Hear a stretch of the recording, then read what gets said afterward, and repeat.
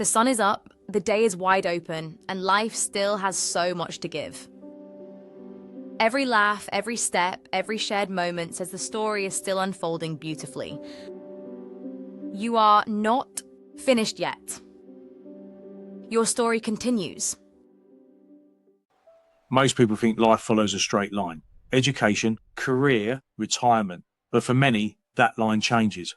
Sometimes by choice, sometimes by circumstance, and sometimes by a moment they never expected.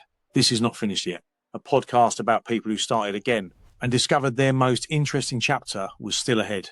Each episode shares real stories of reinvention, the risks, the decisions, and what it actually takes to build something new later in life. Because the truth is, you're not starting from scratch, you're starting from experience. Can I just add that the views and opinions expressed in this podcast are those of the individuals involved and do not necessarily reflect those of any organisations, employers, or partners connected to them. Before we start, a quick note. A large number of people who listen to the podcast haven't yet subscribed. If you find these conversations valuable, hit subscribe or follow on your platform. It makes a huge difference and helps us keep sharing these stories. Now, let's get into this week's story. Today, welcome. Sorry, I've lost my train of thought there all of a sudden. I've never done that. You got ahead of yourself. Getting ahead of myself there, yeah.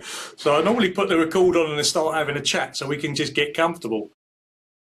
So look, let's get straight into it. Retirement, redundancy, reinvention, changing direction, all of these life shifts can bring uncertainty. But for many women, there is another major transition happening at the same time, midlife itself. And with that often comes a body that suddenly seems to stop responding in the way it used to.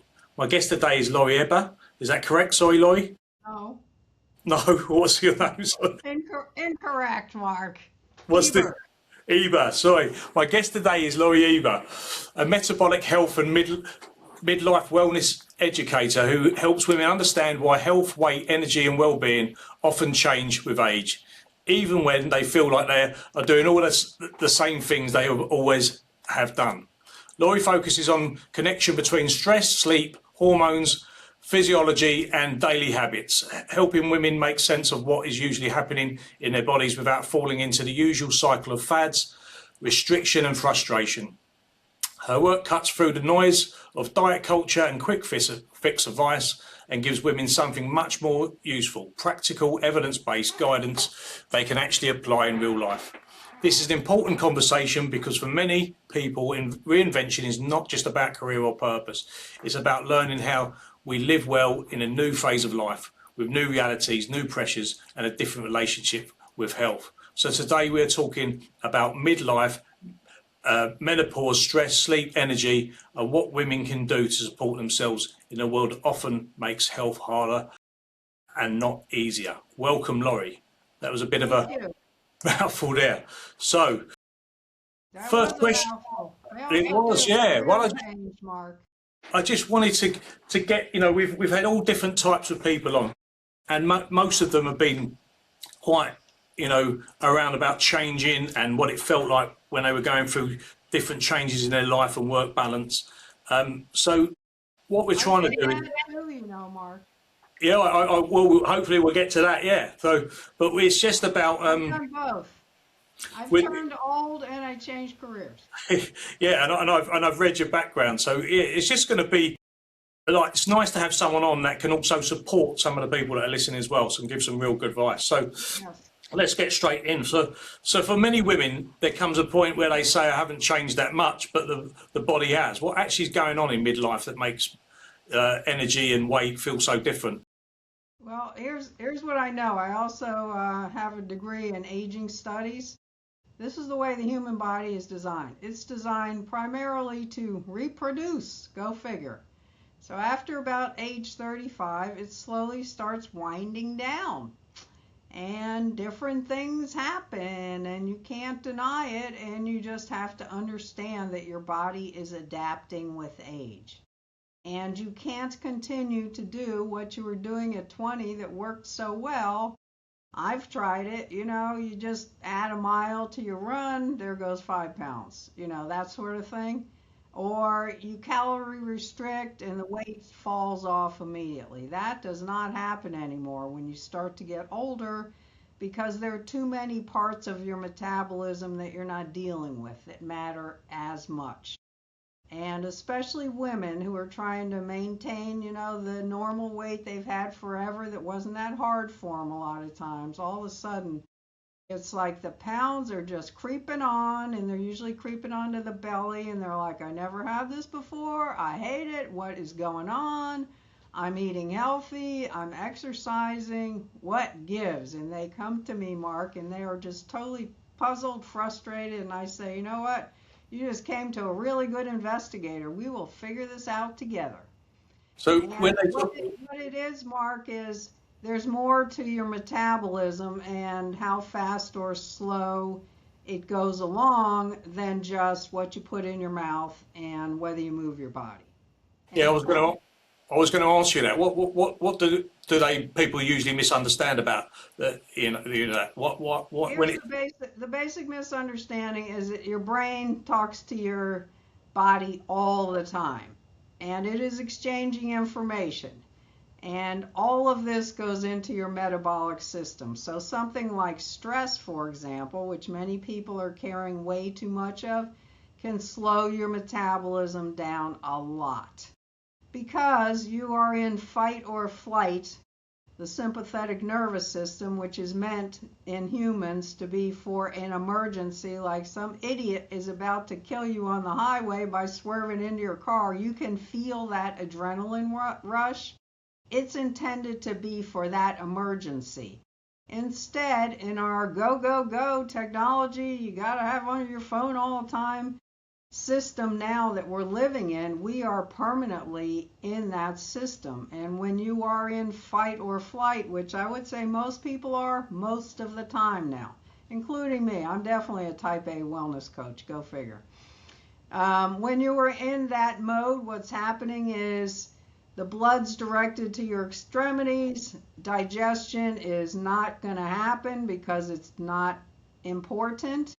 We got to speed up your heart rate, make all these other things happen. So normal body process like digesting food is not going to happen. And ultimately, because of the chemicals and all that are going on, you'll end up with a slower metabolism, and it'll store a lot of the food as fat instead of burning the calories. Sleep is another big one that people don't associate with weight gain and slower metabolism. But if you do not sleep properly, and just think about it, our bodies need sleep, obviously. They need about 7-ish hours for most people. Most Americans don't give it the credence that it needs, and they do not sleep enough. It's doing a lot of work when it's sleeping. It's repairing all kinds of broken stuff and stuff that's floating around that needs to go away. It's forming memories. It's helping prevent Alzheimer's. It's resetting your hunger hormones properly. So if you don't sleep enough, your body is confused. It doesn't properly tell you you're hungry, you're full, because you did not allow it to reset. So you're likely to overeat, plus you feel exhausted, and when we're exhausted, we think, oh, we need food. What we really need is a nap, but we don't have time to take a nap, so we start eating food to just get an energy lift. So the thing to understand is that your body and your brain are one complete package. And for them to function optimally, you need to deal with every one of these parts of your lifestyle. The other one is social support. We know very well that one of the keys to a longer life is having social support and having connections and having meaning in your life. And those things matter tremendously to your metabolic health too. So it's kind of just a more holistic view. And there's this vagus nerve, your brain's talking to your gut all the time. If you're anxious in your gut, you're probably going to be anxious in your brain. There's so much interaction that goes on that we don't even think about because it's automatic. So before we get on to that's my long spew to your answer, your question. yeah, well, before we get on to a bit more of the sleep and the stress side, is midlife really the point where women need a completely different health strategy, or rather than trying harder with the old one? They do. You need to evolve because your body's adapting and your habits need to adapt. And just think about a simple thing like exercise. I used to be a buff girl, believe me. I had muscles. I'm thinking maybe I look kind of too mannish. My body likes to acquire muscle. I'd go in the gym. I'd sit down on a weight machine. I would pride myself because I could up the weight after the guy left. I wanted to call him back over and show him. That's how into it I was. And guess what? After a while, my body couldn't deal with it anymore, and I started getting these chronic injuries. And right now, I've got a shoulder that's still trying to defrost after 3.5 years of rehab because of the repetitive injury, because I would not accept the fact that my body couldn't do that anymore. It's always done it in the past, so I would go through injury, I'd recover, I'd press the envelope a little too far, I'd go through, so I went through about 10 of these, and then my body said, we're done.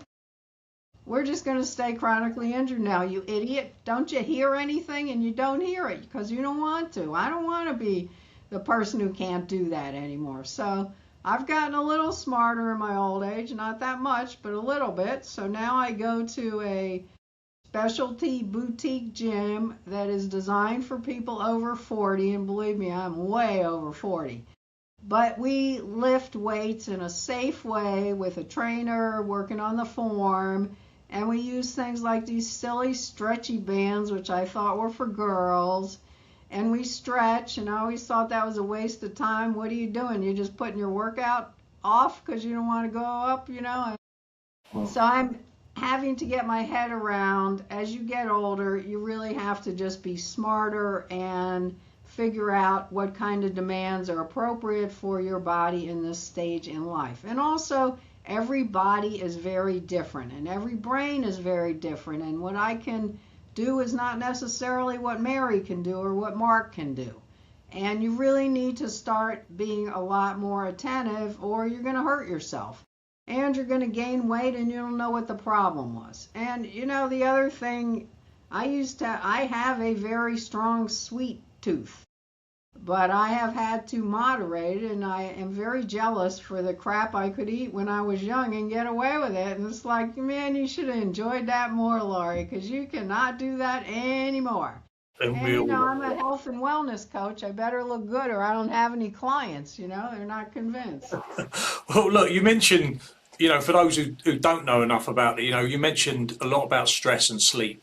So why are these so central to metabolic health, especially in midlife? Because they affect everything about your body and how it functions. You don't realize it, but stress is a huge driver for many, many reasons, including chemical reactions that are caused by the stress. But the main thing to understand is that we live in a immediate need type of society, and I think a lot of it, Mark, is really fomented by technology, because I feel like I need to be on my phone all the time, and if I'm not, oh my God, I'm going to miss something so important. Right now, I have a sister who's in the hospital, so I'm getting like 15 calls from the medical providers. But when the doctor deigns to call me, I better pick up even if I'm in the restroom, because otherwise I am not hearing from him. So that is creating a big stressor in my life. I know it. But what can you do? It exists, and we got to find ways to ratchet that down. And the answer, I think, the best answer I've come up with is you have to intentionally take some time off and find ways that calm you down. And they should be, time-consuming, indulgent ways, and also spur-of-the-moment, 2-second ways. Yeah. I have now learned box breathing. Are you familiar with that? No, I'm not, no. Oh, it's a way to breathe deeply, and you use counting to help you. Oh, yes, sorry, yes, yeah. I've done the Wim Hof. It gets to the vagus nerve, and it gets you out of the sympathetic nervous system and into parasympathetic, where you are calmer. And I use it if I'm just walking around and I notice I feel really stressed. A couple of deep breaths. And I was learning it. I called it remedial breathing because I'm kind of a, sarcastic New Yorker still. And it was very, very difficult to master because that is just not the way we breathe. We breathe very shallowly. But, it immediately came in handy because I had to get 2 medical tests where I had to hold my breath for a while. And in the past, I would panic thinking I'm going to pass out. I can't hold it that long. Now I was like, piece of cake. I know how to hold my breath. Cool. And just a little thing like you stand under the shower for, 2 seconds longer and you feel the wonderful feeling of the warm water cascading on your body. Just a moment of thoughtfulness. And then other things like on the weekend, I get massages now. But I had a hard time justifying it because they're expensive and time consuming and indulgent. But I tell myself it's, injury prevention. So, let's go on to talk a little bit about the stress. So how does the chronic stress affect appetite, cravings, energy, weight regulation, in ways that people often underestimate, I suppose? Because you have cortisol running in your body, and that's going to create cravings. You're going to feel like you need to do something to calm down. Different chemicals are cascading through your body created by the stress. You're not going to be in a calm state where you can take 20 minutes for your brain and your gut to get together and say you're 80% full and stop. You're going to be distracted. You're going to be grabbing stuff. You're going to be wanting comfort. The other thing people do, a lot of women who I coach, they come and what they've been doing is just basically starving themselves, Mark. Because they've been told, calories in, calories out, so they figure it's not working. The answer is fewer calories. And what that usually does is it slows your metabolism down because what they don't understand is survival kicks in and your body wants you to survive. It doesn't understand how much food is out there, so it slows everything down and stores everything as fat like a chipmunk, storing nuts. That's what it does. It goes into survival mode. You do not win a battle against biology. When you are starving, your biology is saying, I want junky food, the more the better, right now. And So in today's society, it is really easy to find. a lot of people say, though, that fasting is, there's an opinion that fasting is, would you say that that's not the case, then you would advise against fasting? Well, I couldn't fast for 10 minutes because I'm starving when I wake up and I couldn't get past breakfast. Most people are using fasting as a weight loss technique, and the shows it's no better than any other quick fix diet. For some, the only part of intermittent fasting that I have found to be very effective, because people can't do it forever, basically. They have this restriction, but, they're doing something that involves social activity and the timing doesn't work, But the part that is helpful is a bright line for people who snack after dinner. Their metabolic session is done. They are done eating at 8 o'clock, which just happens to correspond to the time they're finished eating, and that will prevent them from snacking because it's one simple rule. So I'm a cereal snacker. Works. I'm a cereal snacker. I'm a cereal snacker. Oh, I snack all the time. I find it difficult because when I go and eat of an evening, and then I relax, that's when I want to snack, funny enough, even though I've eaten. And see that's emotional eating. And we use food to satisfy every emotion there is. There's definitely stress eaters out there. There's reward eaters. There's bored eaters. There's, just association of you're watching something, you got to be shoving something in your mouth. But we use it a lot for just emotional needs, and it's not the appropriate answer, and you need to find a different way to satisfy those needs, little by little by little. Can it substitution, get out of the house, whatever it is. But, think about it. Most people are snacking after dinner. So they've just had their biggest meal of the day, which already doesn't make that much sense, but that's our society, and I do it too. They're not going to be awake that many hours, and they're not going to be that active. And so what do? Then they start snacking. They're not even hungry anymore. So it's an emotional need. And it's kind of worse with all these people working at home, at least in the United States, because the kitchen's always open. So if they have 2 minutes between Zoom sessions, what do? They go into the kitchen and they shove something in their mouth. It was a reward for getting through the last part of the day, the Zoom session. Yeah, one last bit on the stress before we go on, because maybe you've already answered this now, thinking about listening to you there. But for some people listening who feel permanently tired, overwhelmed and stuck, what are the signs that stress may be driving more of the problem than they realise? Is one of those what we've just spoke about, a snacking for no reason? What other signs are there? You can usually feel when you're stressed if you think about it. But see, here's what I see with some people, and I think this was the case. I practiced law for 23 years, and I kind of enjoyed the adrenaline high. It's kind of fun to be go, go, go on top of the world. Oh, I got this done, I got that done. But that is not the way the body is designed to work well. It just isn't, because you have the wrong chemicals speeding things up. It's not the kind of lifestyle that our bodies were designed for. And so you have to recognize, my stress signal was my eyelid on my right eye would start twitching, and I couldn't get it to stop. I'd say, okay, you're a little past the stress level, Lorie, and that would be kind of my signal. And stress comes out somewhere in the body. It manifests in a physical way. And a lot of people who go to the ER, they think they're having a heart attack. It is often stress. They're stressed out and they're panicked and they don't even realize it. But your body's going to show it, and it's wherever it's weak. For a lot of people, it's somewhere in the GI system. For some people, they get migraines.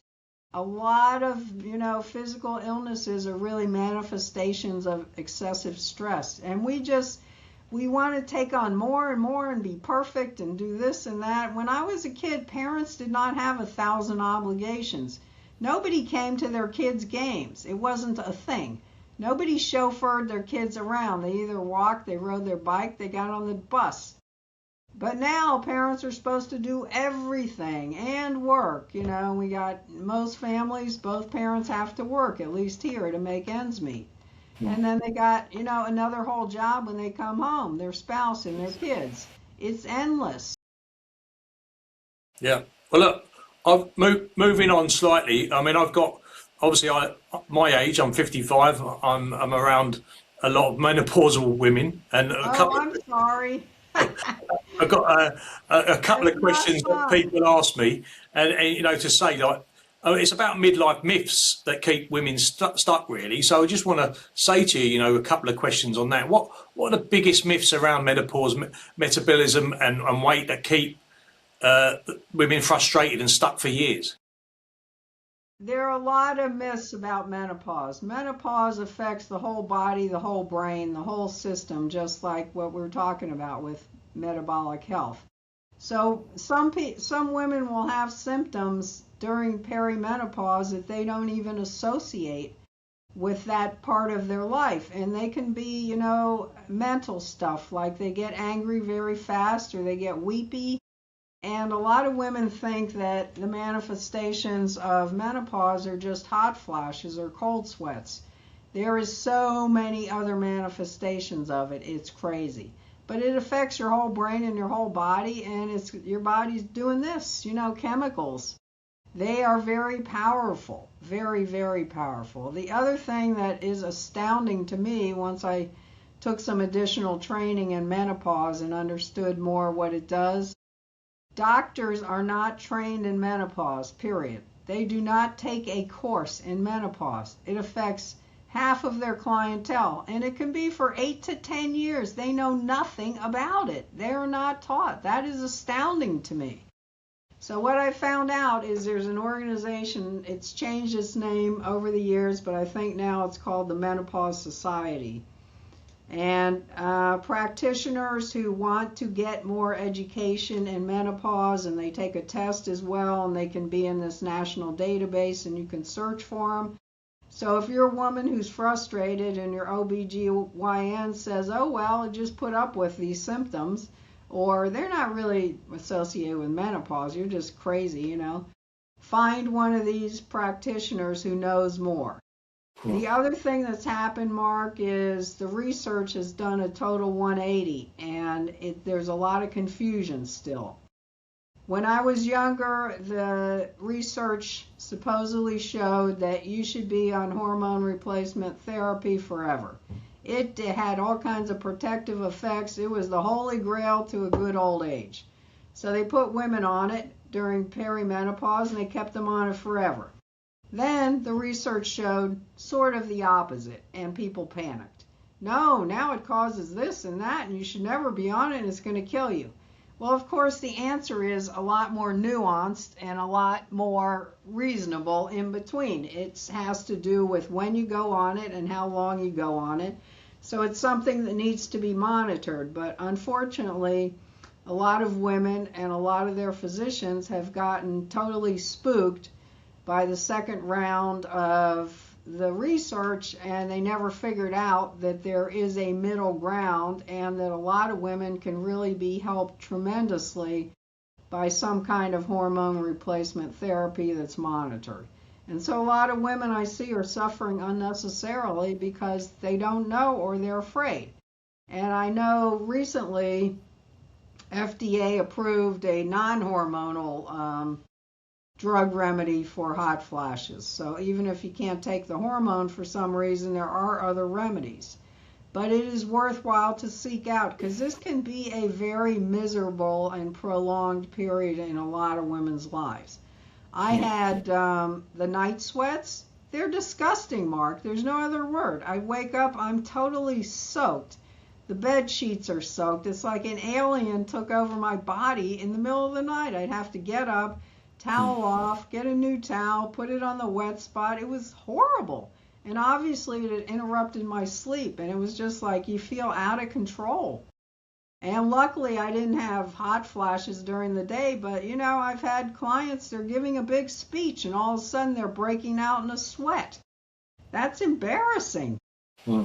It's horrible, you know, and, you know, you don't know how long it's going to last, and it can be a very challenging time, but my message is there is help out there, and there's more to it than just hot flashes. You need to understand it better because a lot of behavior changes and things like that go along with it. A lot of celebrities are now speaking out about it, including Oprah, and there's a very good video out there that's a bunch of celebrities talking about different symptoms they experienced and how, you know, useful or not useful their physicians were in helping them through that. And just there's a stigma about talking about it, you know. You want to sort of hide it. You don't want to talk about it. Well, it's part of life. And it happens to every woman if you're, you know, privileged enough to live that long. And it varies a lot from woman to woman. The other thing that's really weird that I didn't understand is even after you are technically menopausal, meaning you haven't had a period for a year, you can still have these symptoms. I had a woman say, why am I having hot flashes? I haven't had a period in 2 years. It's still part of it. So hormones are really powerful, and they go to the brain and they go to your behavior and the way you feel. It's a whole body experience. It's not limited to, you know, to the pelvic region, which is the way we tend to think of it. And a lot of women just don't recognize it, and it creeps up on you, and, you know, it's different ages for different women, and so it's hard to nail down. But if you're feeling really weird or acting bizarrely, it could be that. Well, look, the old advice is of eat less, exercise more. So often back, you know, fire for midlife women. Why does it? Exercise more often leads to injuries. Exercise smarter and understand what your body needs. And you need other kinds of exercise as you get older. The absolute non-negotiable one is you have to do strength training. And a lot of women, Mark, they grew up with cardio because they believe it builds more calories, and they never touched the weights. As you get older, there's this phenomenon, it's called sarcopenia, and it is muscle wasting. It happens as you get older, and the older you get, the faster it happens. Good news, you can rebuild that muscle, but you got to do it, and you got to do it frequently. And you can't decide, you don't want to lift weights or do any strength training. It can be body weight, but you have to do strength training. The other things you need to add is balance exercises, because balance does not get any better with age. It gets far worse, and that can lead to a trip and a fall and a very bad experience after that, including, you break your hip and you can't live in your house anymore. So you need to work on your balance. You need to work on flexibility. You need to stay stretched out. The body, the lubrication is not what it used to be. The flexibility is not what it used to be. So it really needs a lot more TLC, and it just takes longer to do things, and you have to add additional elements. I mean, I used to I would run, I would lift, I'd be done. I didn't stretch, I didn't do any of that stuff. And my body kept on ticking. Right now, I can't get away with that stuff. I'm going to develop yet another injury, Mm. And so you got to be real careful. And the thing about trying to lose weight by restricting calories is you're going to reach a point where you're slowing your metabolism down because survival kicks in and it's not going to burn the fuel. The other thing I see a lot of people don't pay attention to is spacing the meals properly so they have consistent energy throughout the day. The other thing that's super important is to eat enough protein, because that is the macro that takes longest for your body to burn. So that's the kind of thing you need to get you from lunch to dinner. So I have a lot of female clients and they eat a salad at lunch thinking it's super healthy. And my first question is, did you put any protein on it? No. Okay, that's not going to work. And you got to eat God-made food. You got to stay away, by and large, from all that ultra-processed stuff that tastes so yummy because they made it that way for us. It's very addictive. It's very dense in terms of calories. It's very soft in terms of the feel of it, and that encourages you to overeat and eat way too many calories.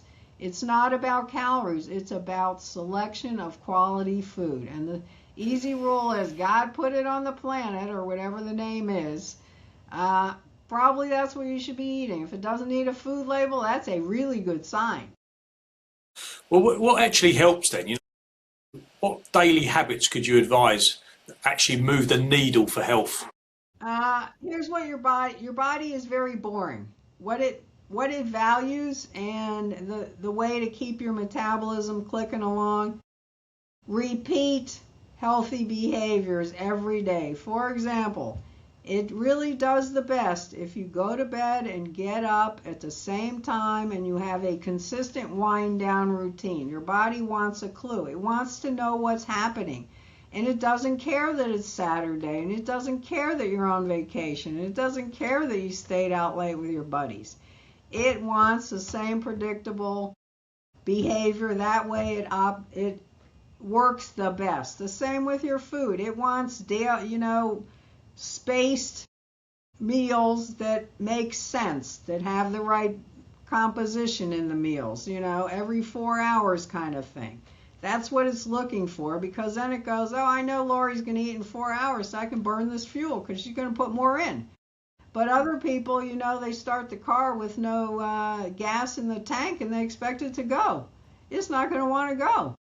And the other thing is, you do have hunger hormones that you can get in touch with, but a lot of people are not in touch with them at all. And they don't eat all day, Mark. They do not eat all day, and they tell me they're not hungry. And I say, you were, but you're not in touch with the feeling, and it's momentary, and you blew by it, and your brain just turns it off. You've done it so many times. But that's not healthy. It needs consistent fuel for you to have consistent energy. And it doesn't need, a snack here and a coffee there, and that's good enough. No, you need to eat real meals. You need to take the time to eat your meal. The way your body functions is you need to eat 20-minute meals, literally. I have people who set a timer, because that's when your brain and your gut get together and say, I'm 80% full. If you scarf it down or your brain is not on the food, it's so easy to overeat. Plus, you don't appreciate eating, which is one of the most enjoyable things in life. How sad is that?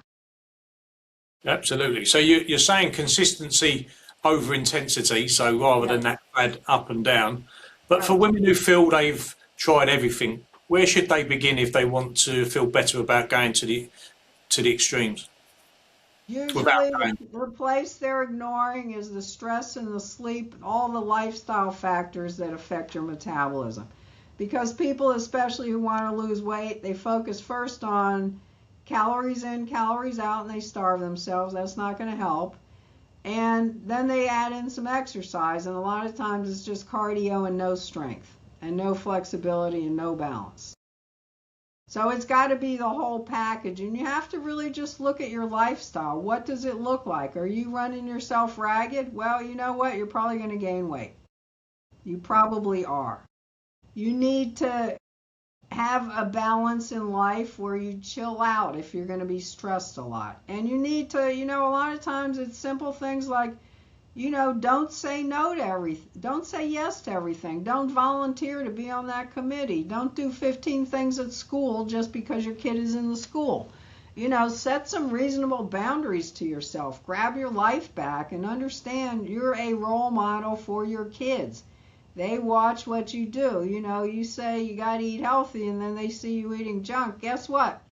Mom, I saw what you ate. I don't care what you see, what you say. And so a lot of times I try to motivate my clients by saying, you are a role model. It's important. They will imitate your behavior because they will.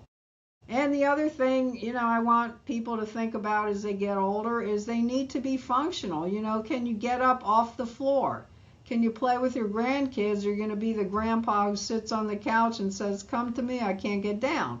Or, you're doing some outdoor activity which is really fun and you go, nah, it's a little tough for me. I can't do that anymore. And you end up just restricting your activity because of your inactivity. You don't want to do that. And a lot of people, they want to travel when they're older. Well, they better be able to walk pretty well. And if they can't, it's a big problem and they can't enjoy their life. But the body needs upkeep, and it's never too late to start, but it's way better to start earlier and have a good foundation. Way earlier. The earlier you start, the better. I get teenagers who come to me and I say, good. You're not going to get into, 40 years of bad health habits and then come to me 100 pounds overweight. Now you're 55 and you've never moved your body and you've never eaten properly in your life. And we got to undo a lot of, just automatic type behavior and start to get you to a better place. But anyone can improve their health any day. I still work on my health, particularly stress, because that's my hot button issue. Last night I didn't sleep because I was stressed out about various things. I'm being very cognizant of the demands I'm putting on myself today. So can women can how can women rebuild trust with their bodies instead of feeling like they're battling against them then? It's really an attitude adjustment. You got to work with your body. You have to acknowledge your body is not 20 years old and it can't perform in the way it used to. It simply can't. I mean, you see it in the athletic realms, right? I mean, there are many professional sports where if you're 35 years old, you're the old man and you're about to go. And you see athletes who try to stay longer, they just keep getting injured, injury recovery, and you just can't do it.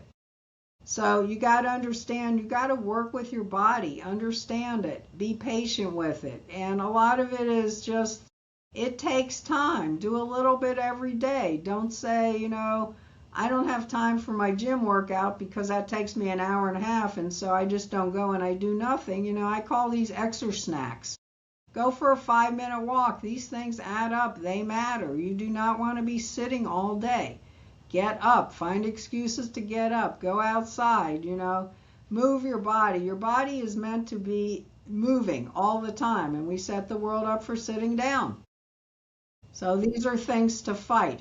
But a lot of it is just, it's that people don't prioritize their health. And the reason is, usually, it's not screaming at you the way a deadline is. So it just keeps falling down the to-do list and never makes it to the top. And a lot of people, frankly, they don't know where to start. because they go on Netflix, they go on Instagram, and they see this fix, and you should do this, and you should do that, and they're totally confused, and it's like, I don't even know where to start. So then they just do a juice cleanse with their girlfriend, starve themselves for a week, and regain all the weight. Or today, they go on the injectables, and we can have a whole conversation about that. I think it's a valuable tool. But if you do that, you really have to strength train, prioritize protein. You probably don't want to be on it for the rest of your life, so you got to learn healthy lifestyle. And these are all things the physicians are not talking to the patients about. Okay. Well, look, I normally go on to a quick fire round, but I've got one little question, because you touched on it a bit, but I think it's important. What would you say to a woman who feels she has lost herself a little, physically, mentally, or emotionally during this stage of life? That is a very good question. Here's what I say. It is time for you to be the first priority in your life, probably for the first time. Because a lot of women, they are very other directed. It's all about taking care of their kids, their husband, somebody, anyone in the family who's ailing. They rise to the occasion and they never take care of themselves. They just don't.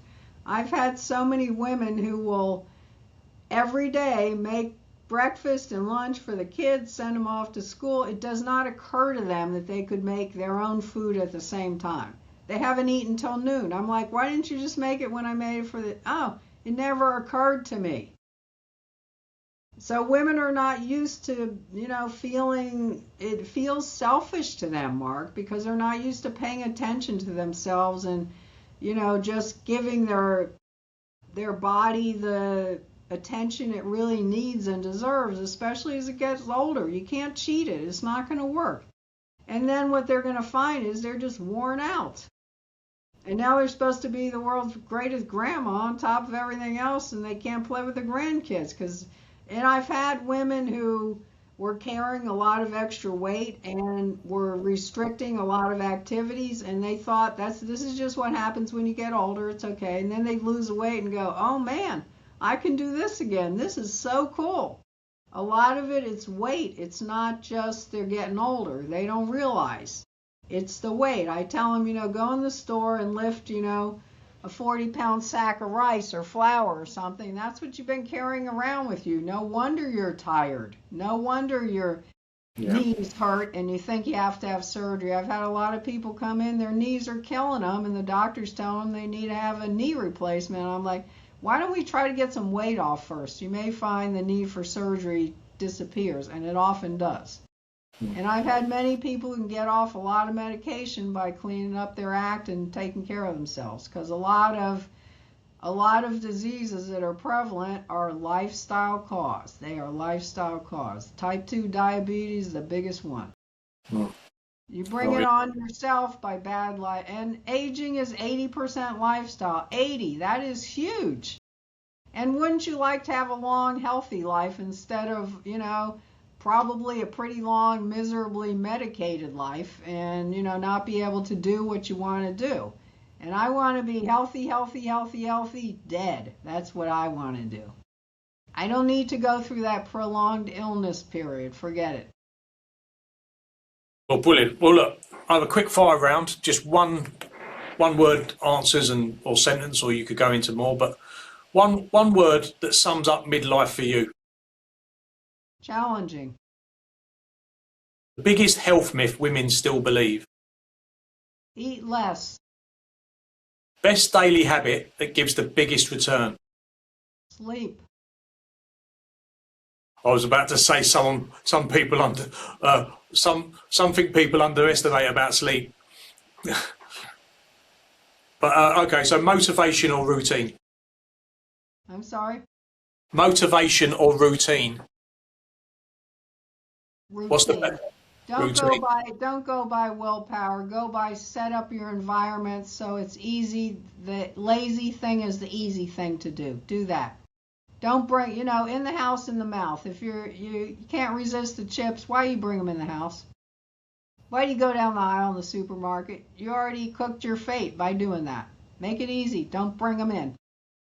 The last one food or health rule you wish women would stop obsessing over. too many I can't haves. I can't have this, I can't have this. The answer is learn how to enjoy healthy food. It's a different mind shift. It's not deprivation, it's understanding that healthy food can taste really good. Well, look, Lorie, this has been such an important conversation because I think a lot of women will hear this and feel perhaps relieved, relieved that they're not lazy, not failing and not imagining it. Their body is changing, life is changing, and the answer is not more punishment or restriction or more guilt. What you have shared today is much more realistic and compassionate approach to the way people treat health in midlife. One based on understanding of what's actually happening and responding in a way that supports the body rather than it fights it. Where can people find you and connect with your work, Lorie? Well, I'm on all kinds of social media. Just look for my name, and my website is LorieEberWellnessCoaching.com. Well, I'll get that all for everybody to see in the description on the different social medias. And I'll try and connect you in various ways and let you know how it's going. But the other thing they can do is go on Amazon. I've written 10 books. If they want some insight, they could buy one of the books. Well, yeah, I mean, hopefully we'll find them on there, and I'll mention some of those books within the links down there as well. That should be really useful for people. And I really appreciate your time. Thank you very much. I don't know what time of day it is over there, but I appreciate it. Thank you very much. Thank you, Mark. Lovely. Hopefully. Thanks so much for listening to Not Finished Yet. If you enjoyed today's episode, make sure you hit subscribe so you never miss a conversation. And if you know someone who needs to hear this, share it with them. Please see the links to all our socials. Until next time, remember, you're not finished yet.